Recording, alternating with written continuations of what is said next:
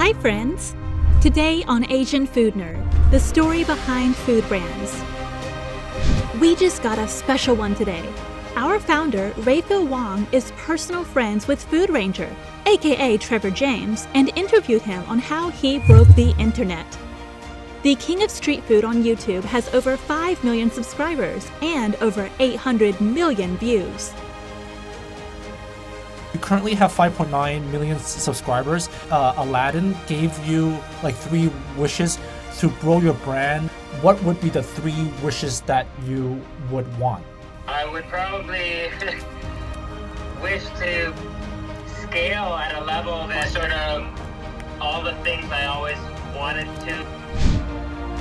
His infectious smile has generated a strong following. His signature come out when he tastes delicious street foods around the world.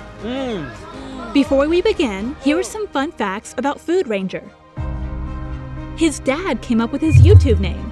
It refers to how rangers look for things, so Trevor travels in search of great food finds. Don't give up. It took foodranger his 30th video before he took off and got 1 million views on it.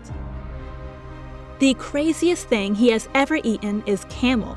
This was done on a live camera for the world to see.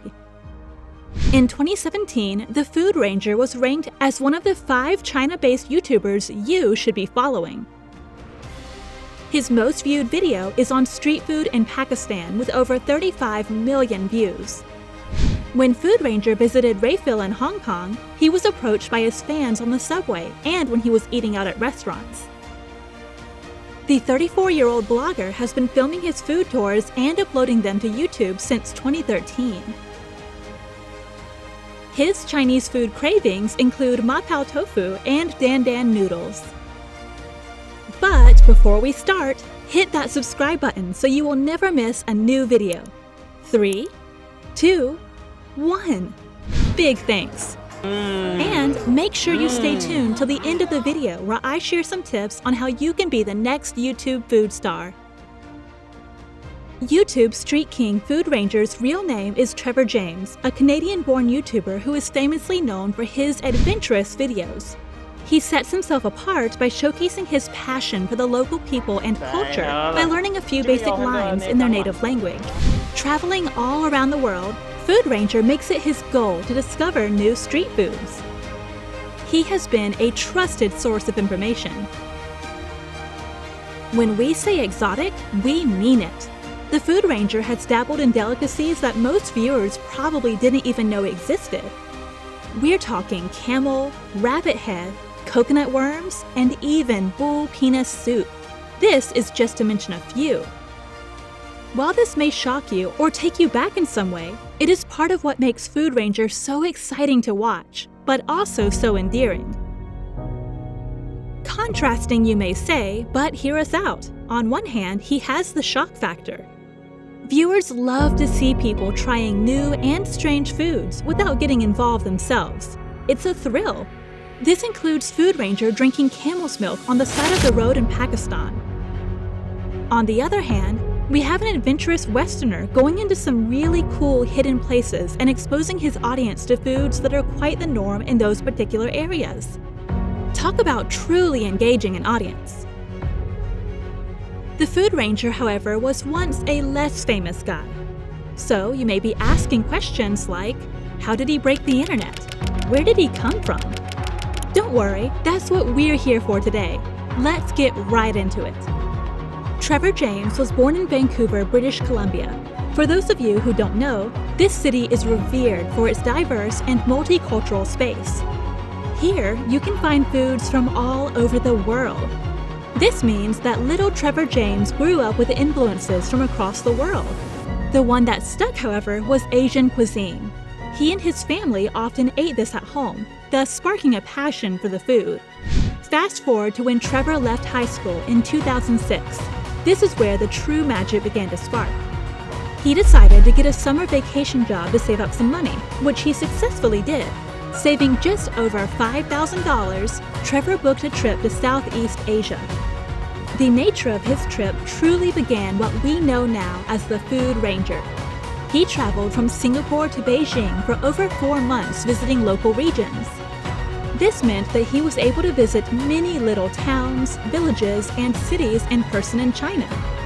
And what is Asia notoriously known for?